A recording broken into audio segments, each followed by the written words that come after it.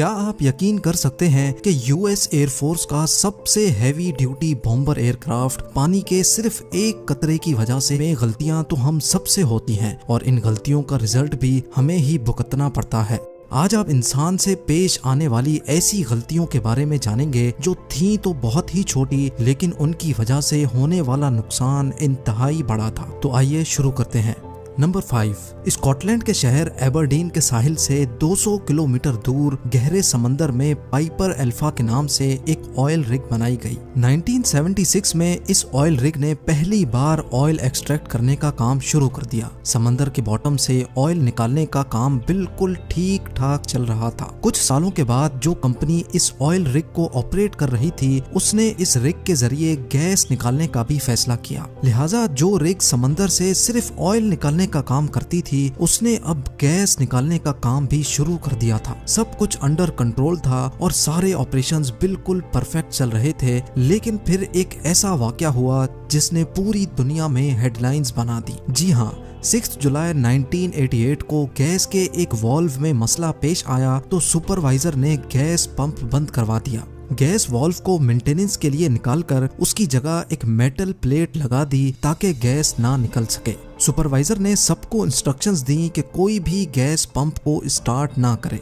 लेकिन जब अगली शिफ्ट शुरू हुई तो किसी ने भी इंस्ट्रक्शंस नहीं पढ़ी और गैस पंप स्टार्ट कर दिया। गैस वाल्व की जगह लगाई गई मेटल प्लेट में इतनी ताकत नहीं थी कि वो गैस का प्रेशर बर्दाश्त कर सके और वो एक ही पल में फट गई। फिर वही हुआ जो किसी ने भी नहीं सोचा था। एक जोरदार धमाका हुआ और पूरी रिग में आग भड़क उठी। ऑयल की वजह से आग मजीद बेकाबू हो गई और रिग में मौजूद पूरे 167 वर्कर्स मौके पर ही अपनी जानों से हाथ धो बैठे। एक छोटी सी गलती की वजह से कंपनी को $2 बिलियन का नुकसान उठाना पड़ा।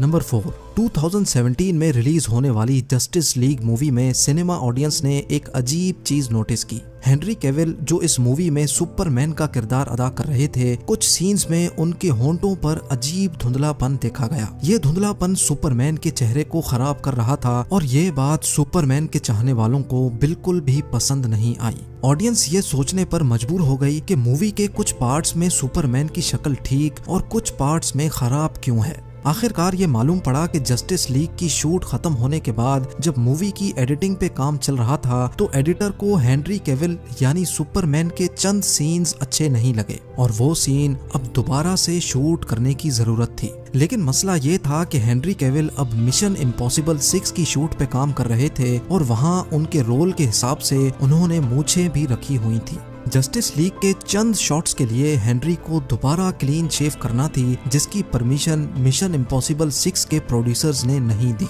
आखिरकार हल्की शेव और मूछों के साथ ही जस्टिस लीग के चंद शॉट्स करने पड़े और अब एडिटर का काम था कि इफेक्ट्स के जरिए वो हेनरी को क्लीन शेव करे। एडिटर ने अपनी पूरी कोशिश की, लेकिन जो रिजल्ट सामने आया उसमें हेनरी की शक्ल काफी अलग हो चुकी थी। सिर्फ इन मूंछों की वजह से मूवी पर एक्स्ट्रा $25 मिलियन का खर्चा हुआ और साथ साथ मूवी की लो रेटिंग की वजह से जो नुकसान हुआ वो इससे भी काफी ज्यादा था।